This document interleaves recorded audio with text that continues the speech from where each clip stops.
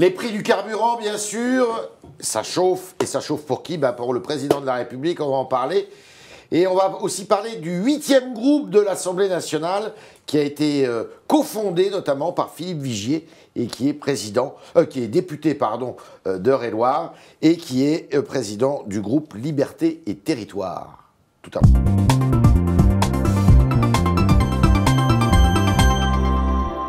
Bonjour. Bonjour. Alors, il y a une journée de mobilisation qui a été lancée par des Français, via Internet, via les réseaux sociaux, le 17 novembre. Est-ce que vous appelez à participer à cette manifestation? Le gouvernement doit comprendre qu'on ne peut pas continuer à augmenter les carburants. Là, vous n'êtes pas en train de répondre à ma question. Je vous réponds oui, j'appelle à cette mobilisation. Ah, vous appelez? Oui, pour une raison simple. Parce que là, on est à la limite de rupture. C'est pas très civique, ça, pour un élu de la République. Non, mais c'est pas très civique. Il faut simplement qu'à un moment ou à un autre, le gouvernement puisse entendre le message qu'on lui fait passer. Oui à la transition écologique. Oui, nous sommes tous d'accord. Vous savez, moi, j'ai succédé. Oui, mais j'ai succédé à Jean-Louis Borloo dans ce groupe. Ça veut dire que c'est quelque chose qui m'a marqué. Mais la deuxième chose, oui, parce qu'on voit bien que ça devient insupportable. Mais alors là, vous vous associez donc au Rassemblement national? Non, mais c'est pas le problème des associations. Non, c'est s'associer aux Français qui sont en colère et qui n'en peuvent plus. Je les entends dans ma circonscription. Dans votre circonscription? J'étais encore avec eux tout le week-end. Vous savez, ces gens-là, ils sont pris en otage quand vous avez 50-60 km pour aller trouver un train le matin pour aller travailler. Le gouvernement avait dit quelque chose de très important. Il faut que le travail paye mieux. Eh bien, le travail paye moins parce que, malheureusement, le coût du carburant atteint des sommets qui sont insupportables. On va parler sur le fond après, mais déjà, dans l'immédiat, là, comment le gouvernement peut sortir de ce bourbier? C'est un vrai bourbier, vous avez raison. Eh bien, sortir de ce bourbier, ça veut dire arrêter d'augmenter les taxes. Il faut rappeler les choses très simplement. C'est-à-dire qu'on supprime la taxe carbone, on la suspend? Non, on suspend l'augmentation. On fait un stop en disant, là, on est au maximum de taxation, on n'arrête pas une couche, si je peux m'exprimer ainsi. Pour le 1er janvier, alors? Pour le 1er janvier. C'est-à-dire que l'augmentation de 6% du diesel, de 6 centimes du diesel et de 3 centimes de l'essence, on stabilise les choses. Ça ne veut pas dire qu'il ne faut pas assurer la fin du diesel, mais à ce moment-là, si le gouvernement était vertueux, tout l'argent qu'il récupère des taxes... Non, mais ça, on va en parler. Oui, mais ça veut dire qu'on arrête d'augmenter. On arrête d'augmenter. Est-ce qu'il faut faire un chèque, comme le disent certains élus? Je ne suis pas favorable. C'est très compliqué de mettre en place un chèque. Taxer les sociétés d'autoroutes? Non, on n'aurait déjà pas dû les privatiser, ce que j'avais défendu à l'époque il y a une dizaine d'années. Mais non, le sujet, c'est pas de faire le chèque, c'est d'arrêter cette augmentation sur laquelle l'Assemblée a voté hier soir. Donc il faut que le gouvernement se reprenne en main et dise stop. On peut dans la vie politique se tromper. Rappelez-vous Juppé 95. Au bout d'un moment, il a compris que la rue allait le déborder. Donc je dis stop. La rue, elle n'est pas encore dehors, hein, si je puis dire. Non, mais la rue, elle n'en peut plus. La rue, vous savez, ce sont les retraités, les travailleurs, et qui n'en peuvent plus. Vous en mourrez d'envie, on va parler du long terme. Comment on réussit cette transition écologique sans changer les comportements? Mais j'en veux pour une raison simple, c'est que la transition écologique, elle s'impose à tous, je disais. Oui, et ça veut dire qu'à partir de là, bien sûr qu'il faut qu'il n'y ait plus de véhicules diesel. Et ça veut dire qu'à ce moment-là, ceux qui ont des véhicules diesel, qui n'ont pas de pouvoir d'achat, qui sont obligés de prendre leur voiture à l'heure actuelle, qui sont en milieu rural, qui n'ont pas de transport en commun au pied de chez eux, il faut donc qu'ils aient la capacité financière d'acheter un véhicule électrique. Eh bien, on gagne le SMIC. Il va falloir. Eh bien, comment on fait? C'est pas fait. Nous disons, nous l'avons dit la semaine dernière dans une question au gouvernement, nous le redirons cet après-midi, que l'argent collecté des taxes soit intégralement, je dis bien, transféré. C'est quoi? C'est quelques 30 milliards d'euros? Oui, non, il y a 8 milliards d'augmentation. Il y a eu 8 milliards d'augmentation. Ces 8 milliards, vous savez quel est le fléchage? Oui, mais ça, c'est l'augmentation, ça. Oui, mais vous savez quel est le fléchage qui a été fait sur l'écologie? Il n'y en a que 2 milliards qui vont vers la transition écologique. Donc, quand il y a 1 euro collecté, il n'y a même pas 25 centimes d'euros qui va pour la transition écologique. C'est pas normal, ça, si? Non, c'est pas normal. Donc, nous disons au gouvernement, arrêtez de prendre l'argent dans les poches des Français, faites une vraie transition écologique assumée, c'est-à-dire la manne que vous récupérez. Pour aider les Français à changer de comportement. Et changer vos véhicules, et à partir de là, on réglera les choses. Par contre, on ne va pas mettre des transports en commun. C'est la faute à qui, tout ça? C'est la faute au gouvernement qui n'a pas su faire la pédagogie. Ça vient de loin, mais je rappelle quand même que les gouvernements successifs, y compris sous François Hollande... La taxe carbone, elle date de Madame Royal. Hein. Absolument, mais tous les gouvernements successifs ont encouragé le diesel, les consommateurs, ont encouragé, comme vous le savez, les constructeurs à une époque. Ça fait quand même pas mal de temps que le diesel est dans l'œil du cyclone. Oui, enfin, depuis 2015, c'est là où il y a une véritable augmentation. 2015, c'est pas si vieux que ça. Là, c'est un vrai racket que l'on dit. Donc, il faut que je dise stop, parce que ça n'est plus possible. Ah, vous parlez de racket? Oui, vous parlez comme, je sais pas, Gérard Nicou dans les années 60. C'est pas un problème. D'abord, chacun peut prononcer... Monsieur Poujade. Chacun peut prononcer les mots qu'il souhaite. Moi, vous savez, j'ai reçu une lettre tout à fait émouvante à ma permanence vendredi. Un monsieur qui est ouvrier spécialisé, qui prend sa voiture pour 50 km le matin pour aller prendre un train et revenir, et son épouse, elle travaille comme aide-soignante. Donc elle ne bénéficie pas des baisses des charges. Lui, il paye plein pot parce que comme il a sa voiture à prendre tous les matins, c'est 262 € en plus que ça lui coûte. Vous voyez, même la taxe d'habitation, parce qu'ils sont concernés, ne leur donne pas plus de pouvoir d'achat. Or, le gouvernement avait dit qu'il fallait que le travail paye plus, or il ne paye pas plus. Et la transition écologique, elle n'est pas assumée. Il y avait, je rappelle, il y avait cette écotaxe. Il faut la continuer, mais là, il faut faire un stop. Revoir ce problème de l'écotaxe. Regardez la grande région Alsace qui est en train de se constituer. D'un côté, vous avez une autoroute allemande. C'est pas l'écotaxe, c'est la taxe carbone. C'est une taxe carbone. Enfin, vous avez une autoroute allemande où les camions, comme vous le savez, payent une taxe. Et quand ils vont passer en France, ils ne paieront pas la taxe parce qu'on a après un problème d'argent dans nos départements pour les infrastructures. Donc, soyons réfléchis, raisonnés et un plan à long terme. Vous êtes optimiste ? On va en sortir de ce conflit. Il faut sortir de ce conflit. Le gouvernement doit entendre. D'ailleurs, je vois que le président de la République, dès ce matin, commence à réfléchir. Oui. Il faut qu'il sorte de cette ornière, sinon il va s'enliser. Alors justement, on va parler de lui. Déçu ? Oui, il avait un capital sympathique. Parce qu'il a une popularité qui chute. J'ai dit ça d'autant plus librement que je ne suis pas un macroniste. J'ai voté pour lui au deuxième tour. Je souhaite que la France réussisse. Je souhaite qu'il réussisse. Là, malheureusement... Comment vous expliquez la rupture ? L'isolement du pouvoir. L'isolement du pouvoir. Là, il est sur le terrain pendant une semaine pour les cérémonies commémoratives. C'est normal, ça, non ? C'est normal, c'est très bien. Mais il faut qu'il sorte, qu'il aille voir plus au contact des Français, mais pas que dans des visites préparées où tout est vu avant, vous savez comment ça se passe. On regarde si tout est bien ripolliné, si la question sera bien posée. Non, il faut du brut. Il faut qu'il ait cette confrontation directe pour comprendre les vraies difficultés. Si j'ai employé des mots forts tout à l'heure, c'est que ces mots, je les ai entendus dans la bouche des retraités ou des travailleurs que j'ai rencontrés ce week-end. Il est coupé de la réalité des territoires. Il s'est coupé de la réalité. D'abord, la fonction isole, tout le monde l'a dit, Nicolas Sarkozy dans l'entretien dans Le Point l'expliquait, François Hollande le disait, tous les présidents de la République expliquent que c'est la fonction qui n'est pas nationale. Vous souhaitez quand même son succès ? Bien sûr, c'est la France. Est-ce que vous croyez que pendant 3 ans et demi, on peut dire que la France aille encore plus mal ? Mais non, la France a un rôle à jouer en France, en Europe, dans le monde, dans ce monde si fragilisé, où le terrorisme n'est pas loin, où on voit la montée des intégrismes de toute nature, avec cette Europe qui m'inquiète, moi qui suis un Européen depuis longtemps, cette Europe où la montée des nationalismes, les gens n'ont pas compris que l'Europe devait être un bouclier, mieux les protéger, qu'elle change cette Europe. Alors justement, vous êtes à la tête d'un groupe, je disais, Liberté et Territoire, qui vient de se créer, il n'y a pas très longtemps. Et vous dites que c'est une voie nouvelle, originale, libre, et d'autres critiques. Christian Jacob, par exemple, lui dit « Mais qu'est-ce qu'il vient de faire là ? Il désorganise complètement le travail de l'Assemblée. » Il est étonnant, votre groupe, parce que il y a vous venez de l'UDI, il y a M. de Courson qui vient de l'UDI aussi, puis vous avez des Corses, enfin des élus corses, qui eux, sont sur un autre registre que vous, peut-être. Évidemment, j'entends bien. Et puis vous avez aussi des écologistes, comme M. Lambert, qui vient de La République En Marche. Quelle est l'unité ? Quel est le mot d'ordre chez vous ? Ce groupe, il ne s'est pas constitué en une seconde. Ouais. Depuis 18 mois à l'Assemblée, on a eu l'occasion de beaucoup parler, notamment sur un sujet majeur, c'est la réforme constitutionnelle. Vous savez, qui a été oubliée, qui a été arrêtée du fait même de la terminale, et qui va revenir. Demain, quel rôle pour l'équilibre des pouvoirs ? Face à un exécutif où le président est de plus en plus isolé, il faut un Parlement fort. Or, le Parlement s'affaiblit. C'est mon 3e mandat. Non, mais ça n'explique pas pourquoi vous êtes tous... parce que sur la réforme constitutionnelle, moins de pouvoir pour le Parlement, moins de contrôle parlementaire, moins de députés, moins de sénateurs. On voit bien qu'au bout d'un moment, qu'est-ce qui se passe ? C'est la concentration des pouvoirs dans toutes les mêmes mains, c'est celle de la haute administration. Cette verticalité du pouvoir, ce centralisme absolu des technocrates. Et vous votez tous dans le même sens ?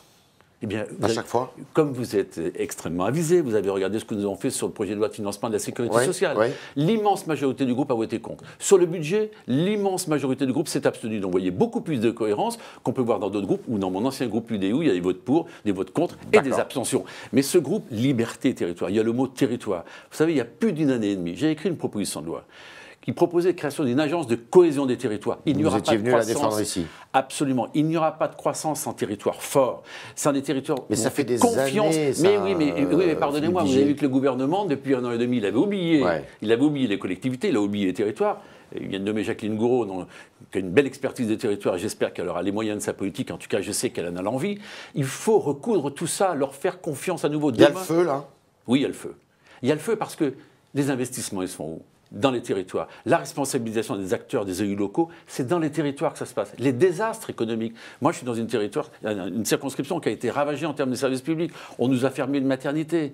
On nous ferme une base aérienne. Il faut réformer la France, il faut la moderniser. Mais réformer, mais donnons-nous les moyens que l'État central donne au territoire, le moyen d'être actif, d'agir. Et puis liberté, c'est un beau mot, le mot liberté, les libertés individuelles, les libertés collectives. Elles ne sont pas menacées.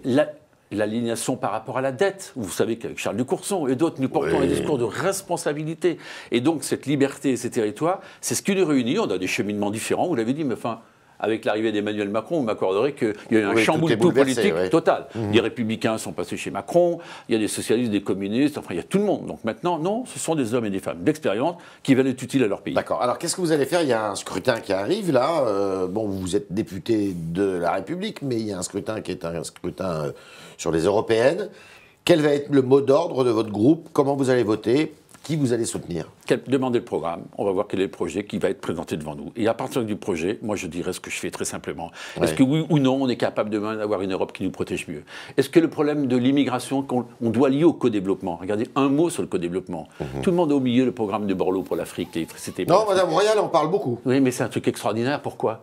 Parce que ces migrants, ils viennent parce qu'il y a des conditions économiques de vie en France ou en Europe qui sont tellement meilleures que chez eux. Bien sûr. Donc c'est à nous à créer les moyens. Ils se développent chez eux. Les Chinois l'ont compris. Ils sont en train d'envahir. Vous allez voter pour qui? Vous êtes plutôt dans le camp, si on reprend le schéma du président de la République, des progressistes ou des nationalistes? Mais ça, je n'aime pas ce schéma-là. Moi, je suis un Européen convaincu. Il a tort oui, je pense qu'on oppose les uns et les autres, et c'est pas en opposant qu'on arrive à ressouder. Au contraire, le président, c'est le président de tous, il devrait rassembler. Et là, il ne rassemble pas. Il clive. Contre-productif. Et c'est contre-productif et il clive. Le parfum des années 30, vous ne le sentez pas? Non, les Roland. Non, d'abord, non, je ne sens pas le parfum des années 30. Ce que je sais, c'est que cette Europe va mal, parce que d'abord, il n'y a pas de leader européen. Il n'y a plus d'idéal européen. Et puis, on a abandonné parce que le fonctionnement de l'Europe a stérilisé l'Europe. Si vous prenez la directive travailleurs détachés, quand on sait qu'un seul pays peut s'opposer à un moment ou à un autre sur telle ou telle décision, c'est pour ça que l'Europe, elle est par moment comme un escargot. Quand est-ce que vous prendrez votre décision alors, on la prendra pour l'Europe au tout début du printemps. Ça sera une décision collective au sein de votre groupe parlementaire ou alors chacun fera ce qu'il veut? J'ai dit un groupe Liberté et Territoire, chacun pourra, j'imagine, soutenir ce qu'il souhaite, mais ce n'est pas mon sujet. Mon sujet, c'est qu'on va se retrouver sur un corpus, nous sommes tous européens dans ce groupe. On a tous une vraie vision de l'Europe. Vous êtes tous pro-européens? Tous pro-européens. C'est votre dénominateur commun, notamment? C'est un des dénominateurs communs, l'humanisme, la transition écologique. Et puis, je l'ai dit tout à l'heure, une liberté, c'est un mot magnifique, d'entreprendre, la liberté de penser, parce que ces questions sur la bioéthique qui arrivent. Donc, vous voyez, tous ces sujets-là nécessitent un creuset. D'ailleurs, vous voyez, je vous êtes pour la PMA, vous? À titre personnel? Oui. Je pense qu'il va falloir évoluer un jour. D'accord. Donc, vous êtes plutôt pour? J'ai toujours été assez réservé jusqu'à présent, mais je veux d'abord que toutes les femmes, dans les couples hétérosexuels, puissent bénéficier de la PMA, ce qui n'est pas le cas à l'heure actuelle. Et puis, je vais vous dire une chose, vous m'amenez sur cette question. Il va falloir qu'on revoie le problème de l'adoption. Parce que l'adoption simple en France existe, il faut aussi une adoption double. Pourquoi il y a si peu d'enfants qui sont adoptés chaque année? Quand est-ce qu'on va faire évoluer ces textes-là? Vous voyez, donc ça ne peut pas se traiter d'un trait de plume. D'accord. On est avec Philippe Vigier, on continue avec Philippe Vigier, avec vos questions, chers internautes, et Jérémy Pontieux qui est venu nous rejoindre dans le studio.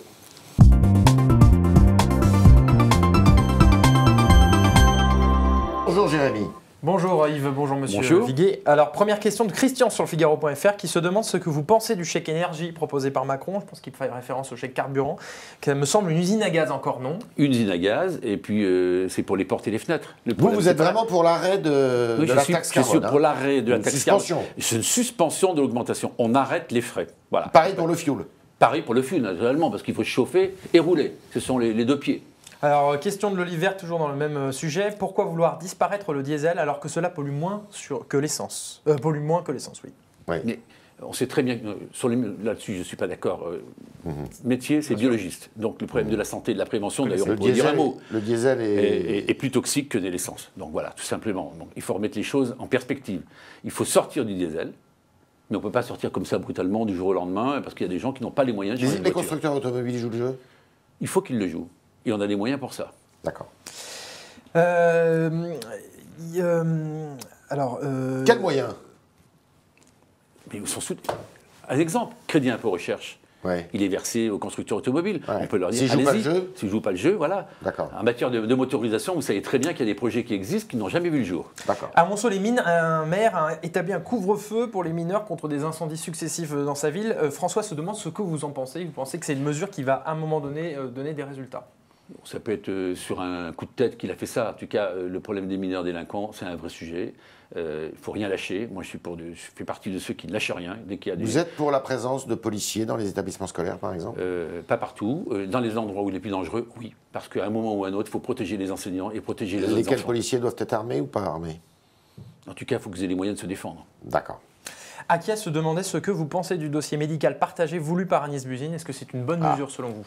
Vous savez que j'ai fait une très belle commission d'enquête parlementaire. J'ai proposé dossier médical partagé qui soit en ligne le plus rapidement possible. Ça sera un gage d'efficacité, de moins de dépenses et évitera beaucoup de conséquences. C'est un vieux serpent de mer, hein, depuis Philippe 15 ans. Philippe Douste-Blazy. Hein, Philippe Douste-Blazy, même Jacques Barrot a voulu le pousser à une époque. Mais on y arrive là, ça va se faire. Enfin, mais qu'il soit numérisé et accessible à tous les professionnels de santé. D'accord. Tous. Betty a une proposition à faire. Il nous dit « Nous avons besoin d'une souveraineté monétaire pour stimuler notre économie ». Est-ce que vous pensez, vous, que c'est une chose à faire? Je suis un défenseur de l'euro, quoi qu'il arrive. Je suis un défenseur absolu de l'euro. D'ailleurs, M. Mélenchon et Mme Le Pen ne veulent plus sortir de l'euro parce qu'ils ont compris.